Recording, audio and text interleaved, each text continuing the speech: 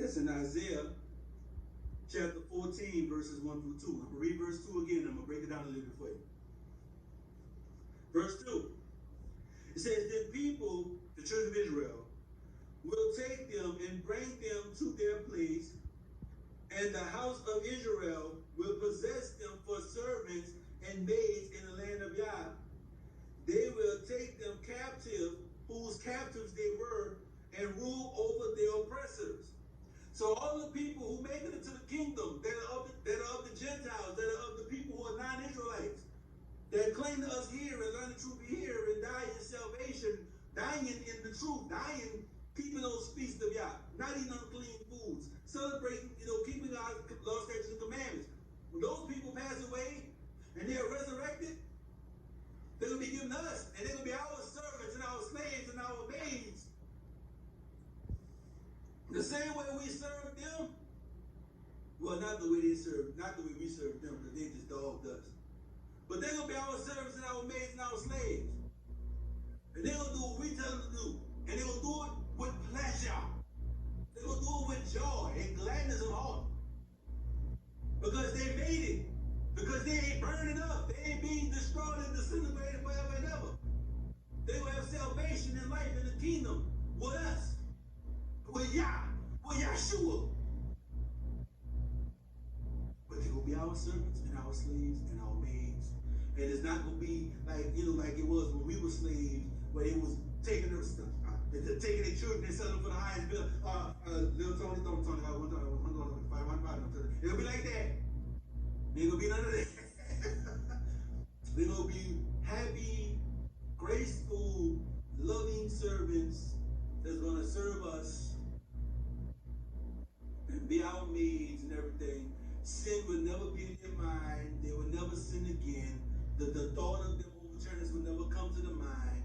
Yah will be our king, our ruler, anyway, Yahshua, the son of Yah, who has Yah in the flesh, will be our ruler, and it's going to be all good and everything like that.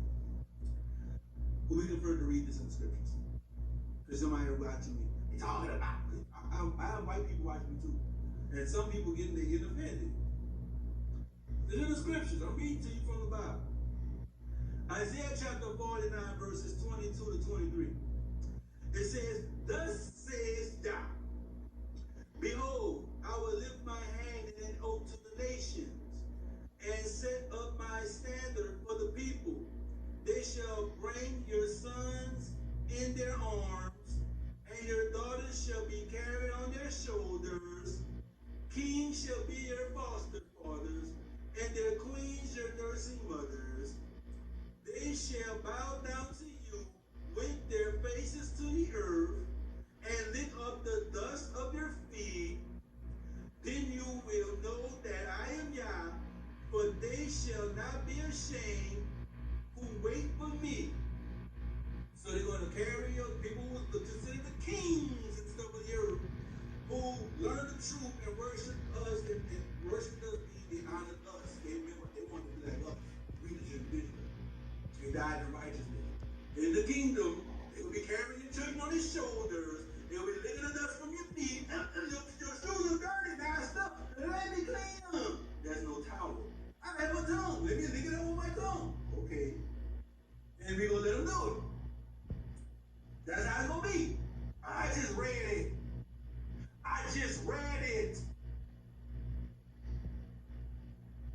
Isaiah 49, verses 22 and 23. I just read it. Next, we're going to Isaiah chapter 60, verses 10 through 14. See,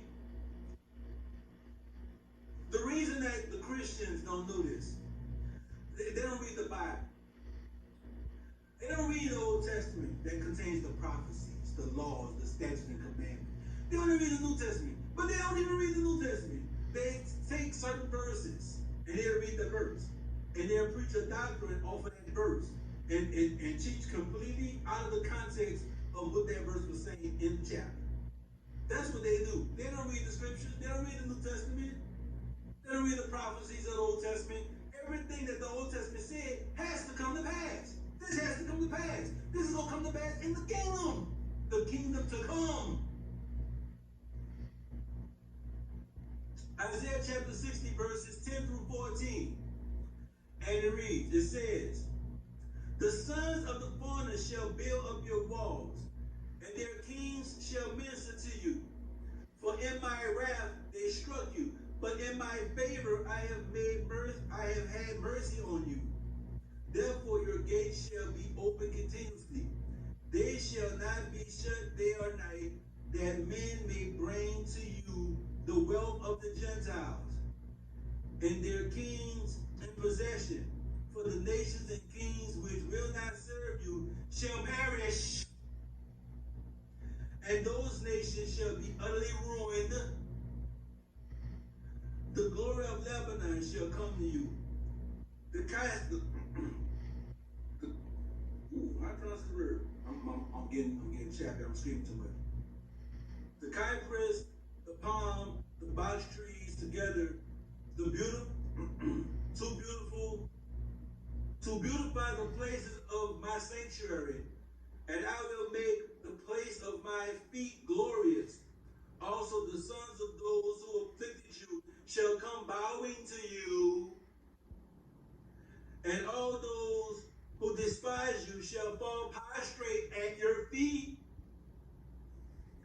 And they shall call you the city of Yah, Zion of the righteous one of Yasharal. That's prophecy in Isaiah chapter 60, verses 10 through 14. That has not come to pass yet.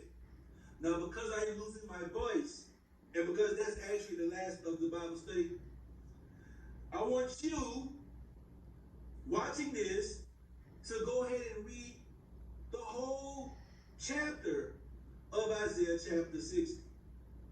The whole chapter breaks this down.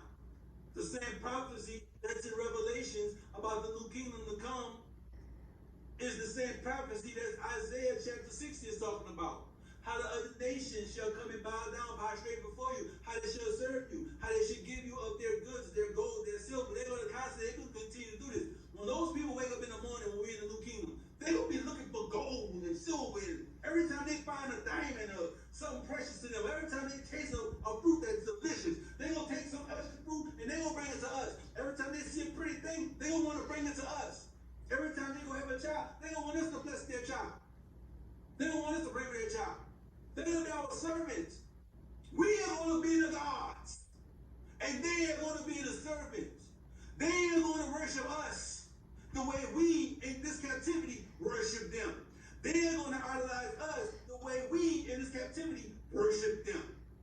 When we sing a song, they're going to be, oh my God, oh. Like, you know how we did for Michael Jackson and them, when they sung those damn pagan songs and those stupid songs that we love so much in this captivity. When we sing a song, I can go ba ba ba ba, and they'll be, oh my God, oh. They'll be going, I'm sorry, I do have a personality, y'all. But I'm just saying, the way we act a fool for these clowns, when we in the kingdom, they're gonna be acting a fool for us. The way we worship the Beyonce and the Jay-Z and the Tupac and the Michael Jackson, and the way we worship these people, the way we look up to these people and idolize them in this captivity, that's the way they gonna look up to us and worship us. You see what I'm saying? But it's gonna be pure love. It's not gonna be envy. It's not gonna be jealousy. It's not gonna be idolatry. It's gonna be, this is what Yah said he was going to do for us because we have a covenant with him. And he has a covenant with us. And Yah doesn't break his word. We were sinners. We lived in the flesh. We ate of the tree of the knowledge of good and evil. We broke the covenant. He never broke the covenant. He showed us his mercy. He gave us grace. He gave us forgiveness. He gave us a way to come back into his graces, his good graces. He gave us a way back to come into the kingdom. Off to all tribes, including the tribe of Dan. That some of you clowns are saying are not going to be in the kingdom.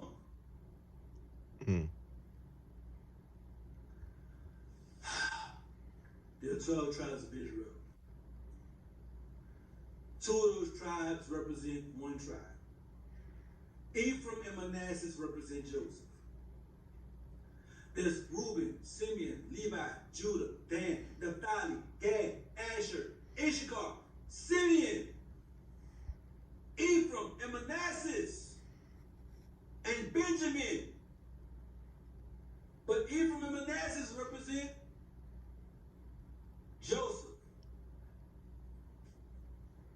And Benjamin is Jacob's second son through Rachel, who died when giving birth to Benjamin.